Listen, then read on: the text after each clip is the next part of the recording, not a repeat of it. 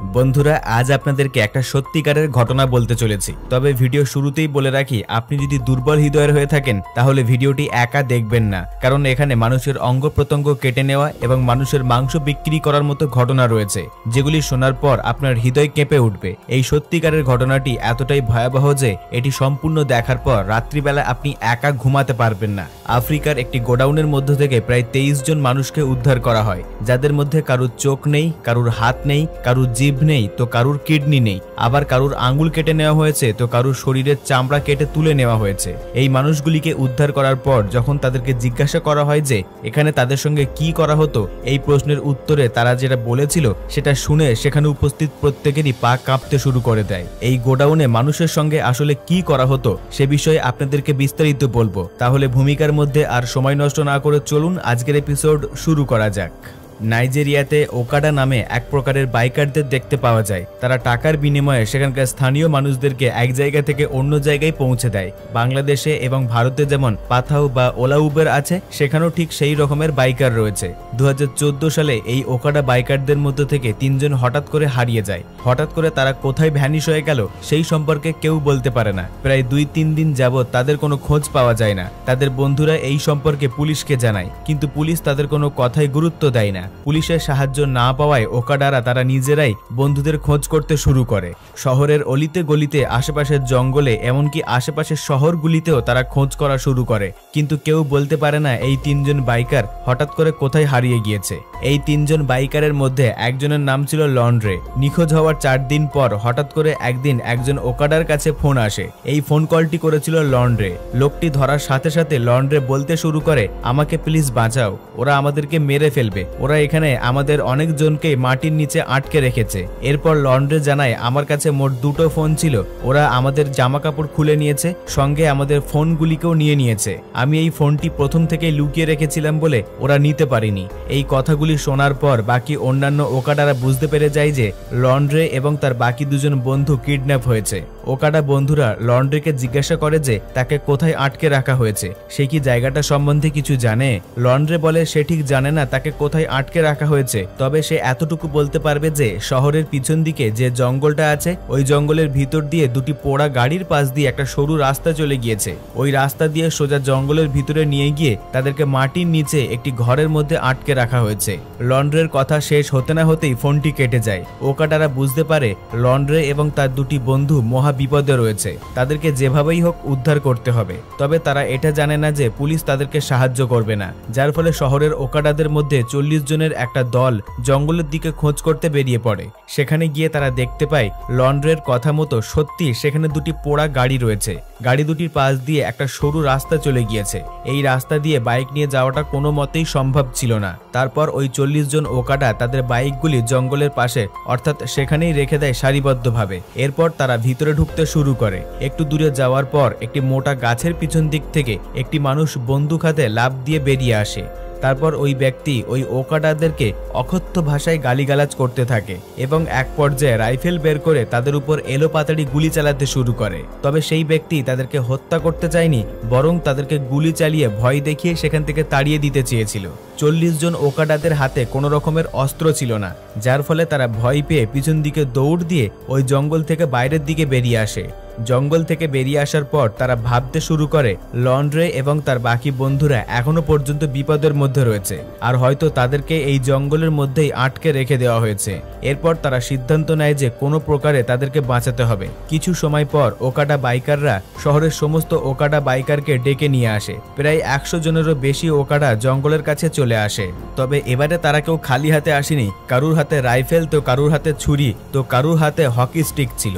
100 জন ওকাডা যুবক জোরে জোরে চিৎকার করতে করতে জঙ্গলের মধ্যে ঢুকতে শুরু করে। তবে এবারে জঙ্গলের মধ্যে প্রবেশ করে তারা কোনো কিছুই খুঁজে পায়নি। চিৎকার করতে করতে 100 জন ওকাডা জঙ্গলের অপর পাশে একটি নদীর কিনারায় এসে পৌঁছায়। হঠাৎ একজন ওই নদীর কিনারায় একটি বাইক দেখতে পায়। সবাই দৌড়ে গিয়ে দেখে ওটা ছিল লন্ড্রের বাইক। তার মানে লন্ড্রেকে আশেপাশেই কোথাও বন্দি করে রেখে দেওয়া আছে।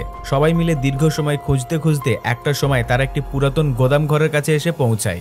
বন্ধুরা, এই গোদাম ঘরের দৃশ্য খুবই ভয়াবহ, তাই এই বিষয়ে আরো বিস্তারিত জানার জন্য হৃদয়কে শক্ত করে বসুন। প্রথমে ওই গোডাউনের চারিপাশে খোঁজাখুঁজি করে দুটি কন্টেনার দেখতে পাই। ওই কন্টেনার দুটির মধ্যে শত শত জামাকাপড় এবং অন্যান্য সরঞ্জাম পড়েছিল।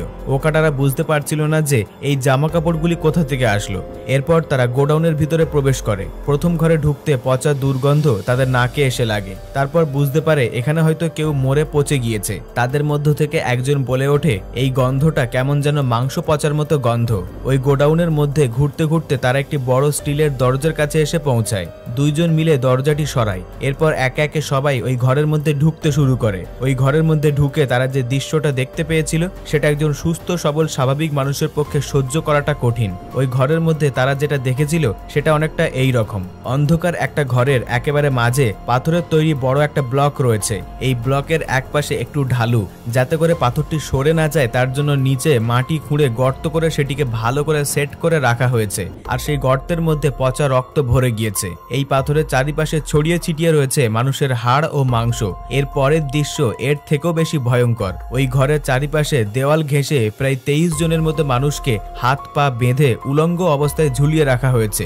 এই মানুষগুলির কারুর চোখ তুলে নেওয়া হয়েছে, কারুর কান কেটে নেওয়া হয়েছে, কারুর হাতের আঙুল কেটে নেওয়া হয়েছে, এমনকি কারুর কাটা অংশ দিয়ে টপ টপ করে রক্ত ঝরে পড়ছে।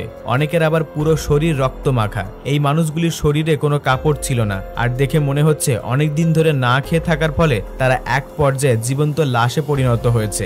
ওকাডা বাইকাররা খুব দ্রুত ওই মানুষগুলিকে উদ্ধার করে। এরপর তারা পুলিশকে খবর দেয়। পরিস্থিতি খারাপ দেখে পুলিশ বাধ্য হয়ে দ্রুত ঘটনাস্থলে চলে আসে। এরপর বাইকার বন্ধুরা ওই 23 জন মানুষের মধ্য থেকে লন্ড্রেকে খুঁজতে শুরু করে, কিন্তু এদের সঙ্গে লন্ড্রে ছিল না। লন্ড্রে বলেছিল তাদেরকে মাটির নিচে একটি ঘরের মধ্যে বন্দি করে রাখা হয়েছে। পরবর্তীতে ওই 23 জনকে জিজ্ঞাসা করা হয় এখানে মাটির নিচে তারা কোনো ঘরের বিষয়ে জানে কিনা, কিন্তু এই বিষয়ে তারা কিছুই বলতে পারে না।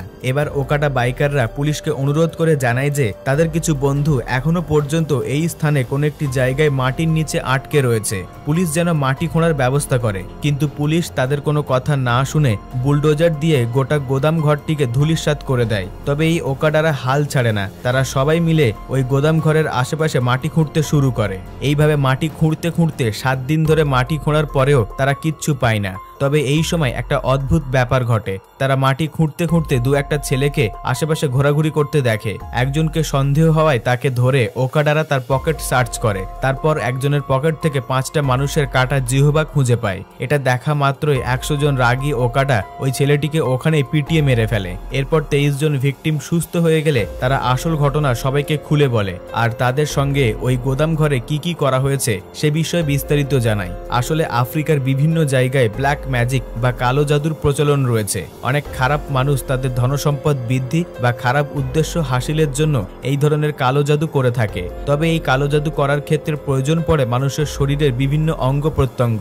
তাই আফ্রিকাতে এমন কিছু ব্ল্যাক মার্কেটের ডিলার আছে যারা এই অঙ্গ প্রত্যঙ্গগুলি সাপ্লাই দিয়ে থাকে। তারা শহরের বিভিন্ন এলাকা থেকে মানুষগুলিকে কিডন্যাপ করে নিয়ে আসে আর এই গোডাউনের মধ্যে আটকে রাখে। তারপর গ্রাহকদের চাহিদা অনুযায়ী যখন যে অঙ্গটি লাগবে তারা একটা লিস্ট বানিয়ে নেয়। তারপর ওই গোদাম ঘরে ফিরে এসে যে বন্দির মধ্যে এই অঙ্গগুলি আছে তাদেরকে নিয়ে এসে ঘরের মাঝখানে ওই বড় পাথরটার উপরে শুইয়ে দেয়। এরপর তাদের পছন্দ মতো ধারালো অস্ত্র দিয়ে ওই অঙ্গগুলিকে খুঁচিয়ে খুঁচিয়ে কেটে বার করে। এরপর ওই মানুষটা যন্ত্রণায় চিৎকার শুরু করে। তবে এই সমগ্র কাজটা বাকি বন্দি থাকা মানুষগুলির সামনেই করা হয়। এরপর সেই মানুষটা যদি বেঁচে থাকে তাহলে তাকে আবারও নিয়ে গিয়ে ঝুলিয়ে দেওয়া হয়, আর যদি সে মারা যায় তাহলে সে মৃতদেহটি কুমিরকে খাইয়ে দেওয়া হয় আর নয়তোবা পুড়িয়ে ফেলা হয়।